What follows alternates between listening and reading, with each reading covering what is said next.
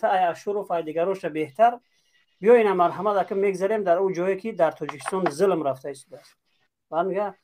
چی طری ظلم رفته است؟ ما با یگون نمود سیاست کار مار ندارم.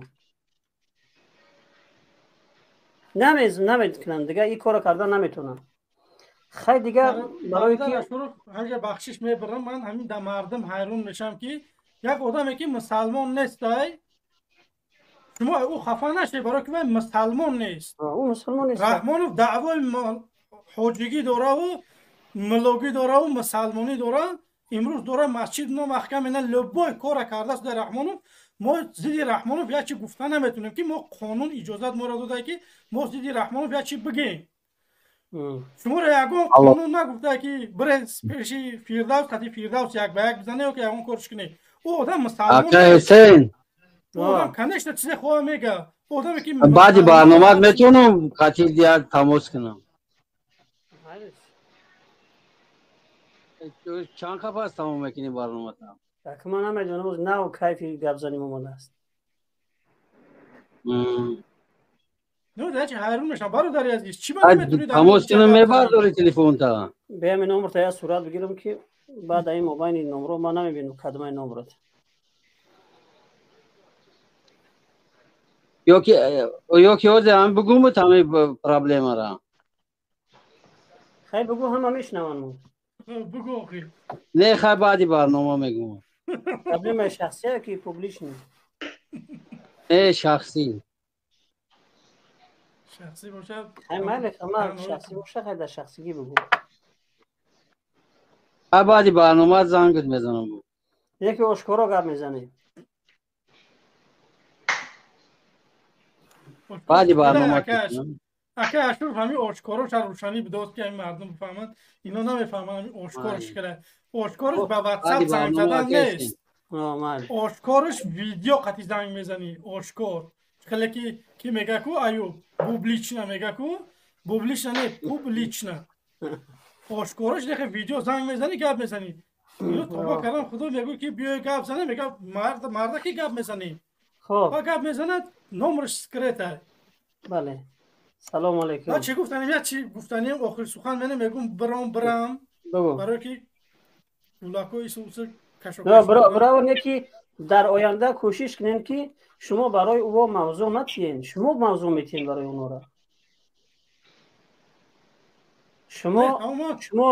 شما با او اندازه پایان نره شما اگر همین راه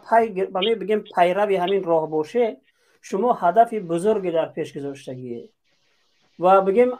صحبت کردن از همین صحبت های ما آموختین که چخیل آدم مبارزه ببره چخیل باید در افیر که برامد به چخیل باید گپ زنه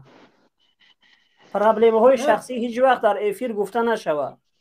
در افیر اکمه بردن محکم کردن خانمه گرفتن فلان کردن این راه در بر اومده یا را باید آمادگیش بگیری اینا را گیله نکه درباره اینا اصلا گفتن در کار نیست بردن بله حکومت ظالمه باید برای خاطر مانع شدن ما باید تمام کوشش هاش بکنه من این چیزا را یار شکایت نمیکنم اما هدف من بالاتر از اینا است من ملت هم میخوام که از ظلم نجات بدیم و ایرا تمام مردم میدونن که تو وقتی که دردی ملت میگوی وجه ملت به تو افتخار میکنه مردم به تو فخر میکنه که ببین برای خاطر اکش نشده برای خاطر زمینش نشده برای خاطر فلان نشده این دیگر درد ملت خودش درد خودش میگیره در آینده همین چیزا را به نظر بگیرید هیچگاه چیزی شخصی را من دوست میدارم میخوام که یک کس بگم که اگر یکون خطابی کنم یا که یکون نصیحتم کنم من قبول دارم برای که شما کلونه در این راه من گوش میکنم انشالله که چیزی میگه گپ شما بهترین من پوبلیش نگه با گفتم که دیگرو هم بشنون فقط گفتن برای تای اما دیگرو هم باید بفهمن که هر مبارزی در هر کجای برمد هیچگاه مشکلاتی که انا خینه چی و پدر مرا بردن میبرن این طبیعت همین راه همین طرح برای خاطر این راه که برآمدی قدم تمودی یا را همش آمادگی باید داشته باشی که در این راه برآمدی پدرم میبرن مادرم میبرن شکنجه میکنن خانه‌ت میگیرن مال ملکت میگیرن همه این چیزا رو آمادگیش باید ببینی بعدا بگوی دیگه هیچ چیزی ندارم که ما تریاد کنم از دست بتیم تنها و تنها دردی ما دردی ملت های خلاصه فرزندی ما فرزندی ملت های هر کس بگیم همین زبان مردم بشوه اگر رفته و که چیزی فقط شخصی خودت ذکر شید دیگه ربی یا ماکش بردن محکم کردن برای همین خاطر اکاشی برآمد از گپ زده شده است حتی پیش از او بگیم که اکات برآمدن باید مبارز میبدیم اما بردن اکم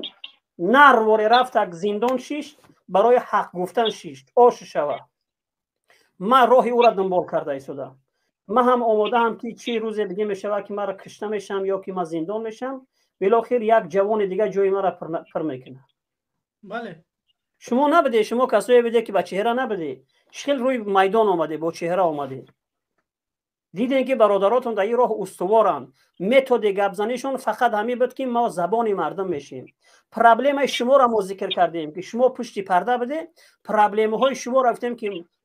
چی با که این مردم بگیم که در ظلمه وقتی که درباره خودت فکر میکنی که خیلی آدم مثلا